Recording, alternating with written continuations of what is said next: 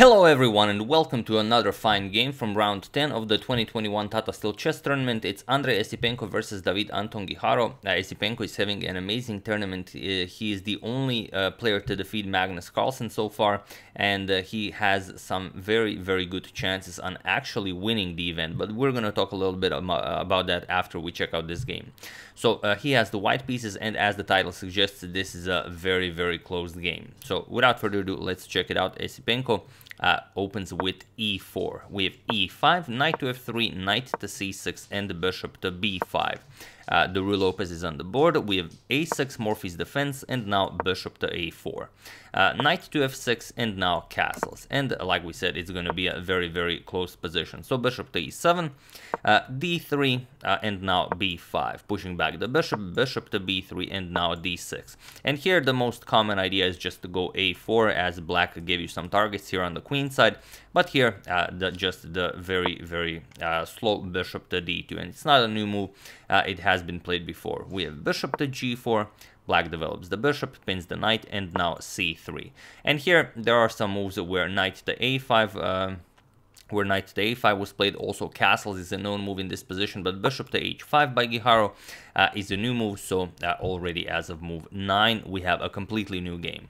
So let's see how the game continues. Rook to e1.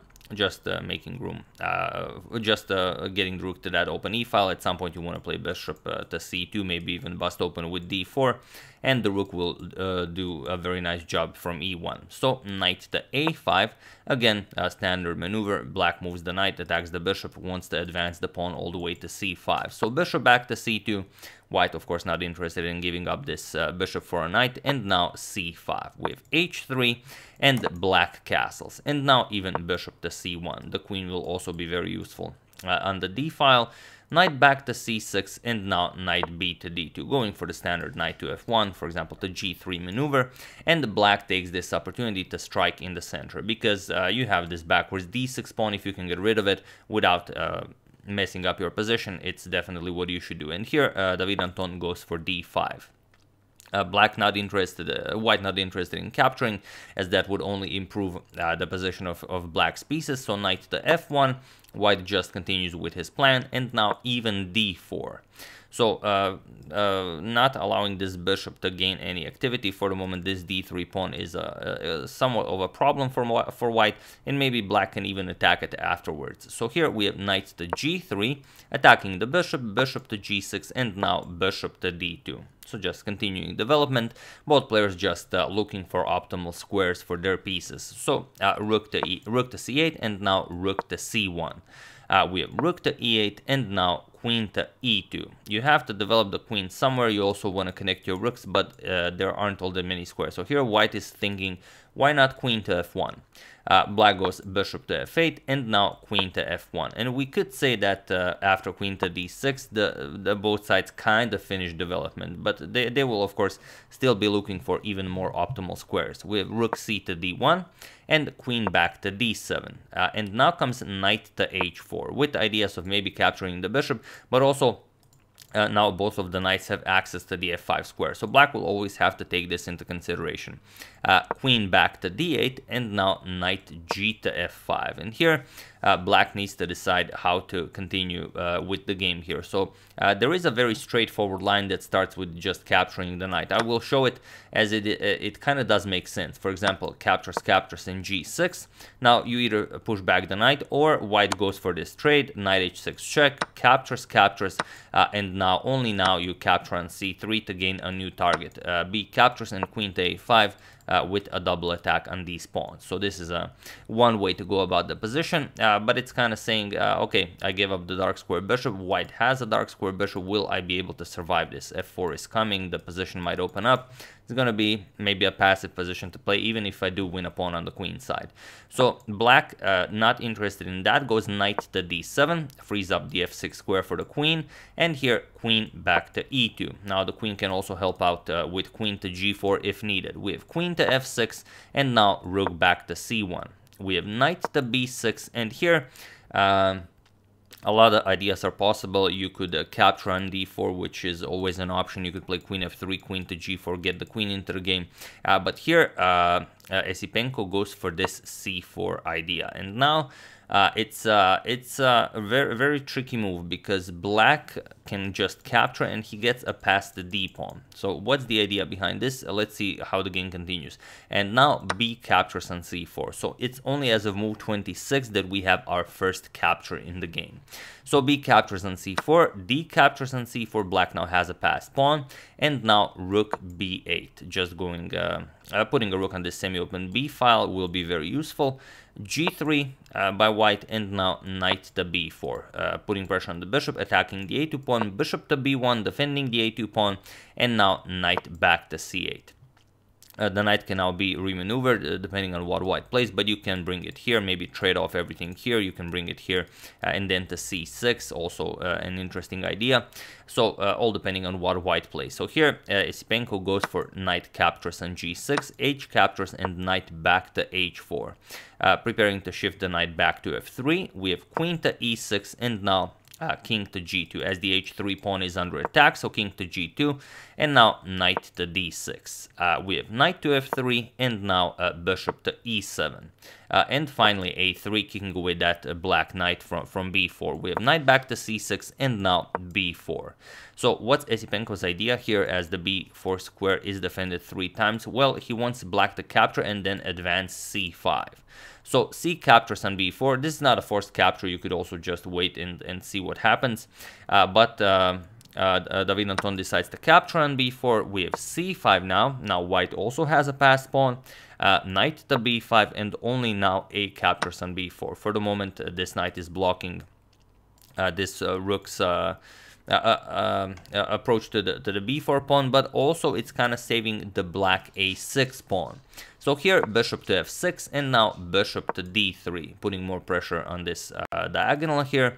Knight to c3 with an attack on the queen, and here white captures. We have bishop captures, d captures, and now not capturing right away because then you also allow knight captures on b4, but instead after d captures on c3, first bishop to c4 with the idea of improving the position of the bishop with maybe bishop to d5. So queen to e7, and only now rook captures on c3. We have rook captures on b4, and now bishop to d5. Attacks the knight is undefended, but also you are picking up the a6 pawn. So it is in fact white who will end up this little skirmish being up a pawn and a beautiful passed c pawn that's already very far advanced. So knight to d4, and now finally queen captures on a6, leaving white with this passed pawn, and it's going to be very hard for black to deal with this. Queen to c7, setting up a blockade, adding more defense to the e5 pawn, and now knight captures on d4. E captures on d4, and rook back to c2. We have g5 by white, not allowing the immediate f4, and now queen back to d3. And here white has a beautiful position, much better position. He just needs to put his pieces on optimal squares and then figure out how he's going to push that c pawn to victory. So bishop e5, and now rook to a1. Now the rook can go up the board. You can maybe go rook to a6, then push the pawn, and then see how you're going to do it. You can double up rooks on the a file if possible. Not for the moment as the queen is attacking the c5 pawn, but black needs to play something. And depending on what black plays, you are going to figure out what you're going to do. So here, queen to e7, black makes one move, but now he also allows white this very nice rook lift. Rook to a6, we have rook back to f8, this pawn might require additional protection later on, and now c6, just continues pushing that passed pawn. We have rook b to b8, bringing the rook back to help out with the defense, and now rook c to e2.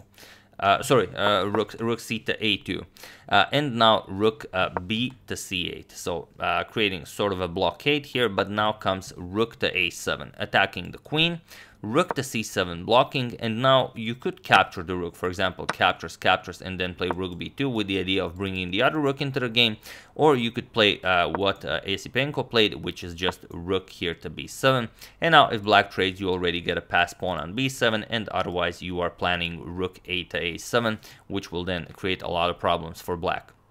So here g6 by David Anton, and now queen to d2. we have a rook f to c8, doubling up on the c file, and now, of course, you capture on c7. Rook captures, and now h4. h4 with a very direct idea of opening up the diagonal for the queen to use. So here g captures on h4 was played, but even if you don't capture, there aren't any good moves in this position. Now white is completely winning, but you have to be kind of precise, so feel free to pause the video here and win this game for Esipenko while I give you a couple of seconds.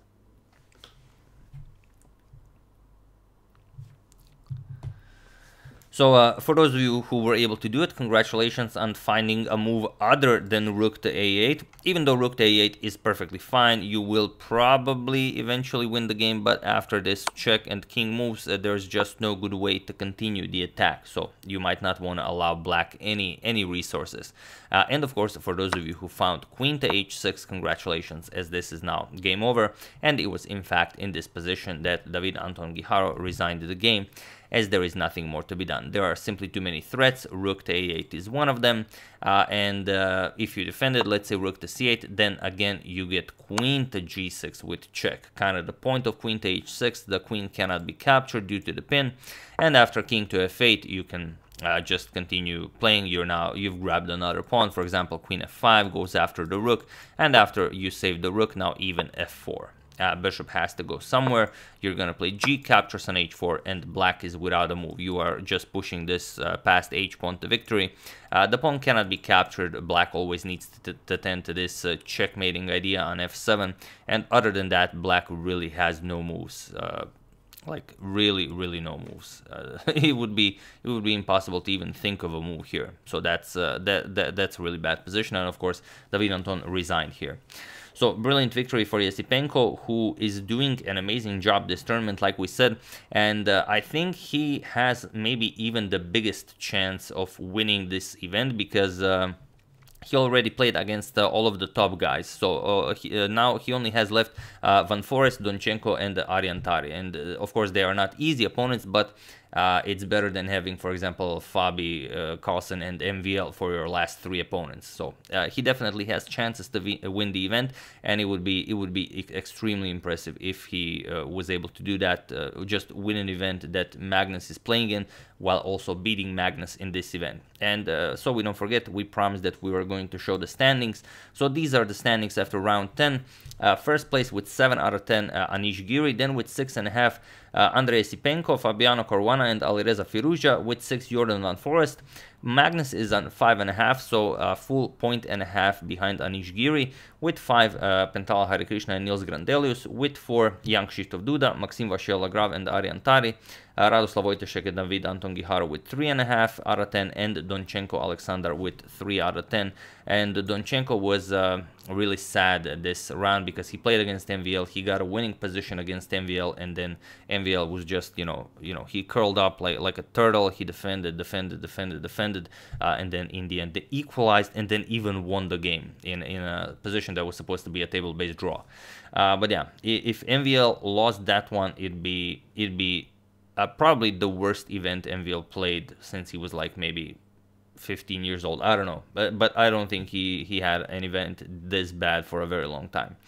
But okay, 3 more rounds to go, so he might win all of his next 3 games. We'll see how it goes. But yeah, that's the game. Hope you guys enjoyed it. Tomorrow, the clash everyone's been waiting for. Anish Giri will face Magnus Carlsen. Giri with the black pieces, and he needs to do well to stay a contender to win the tournament. But yeah, I would like to thank Tony Mo at guitar, Ante Vetma, Rodrigo Alves, A-Staff, and Pavel Pelar for your contribution to my channel. Thank you a lot, I really appreciate it. As usual, you can check 2 of my previous videos here. Thank you all for watching, and I will see you soon. Continuing the coverage of the Tata Steel, checking up on your wonderful suggestions, and whatever else happens in the chess world. So thank you all, I will see you soon, and have an excellent rest of your day. And tomorrow, probably tomorrow morning, we are uploading the London system tutorial, how to play against it. Thank you all, and see you soon, guys.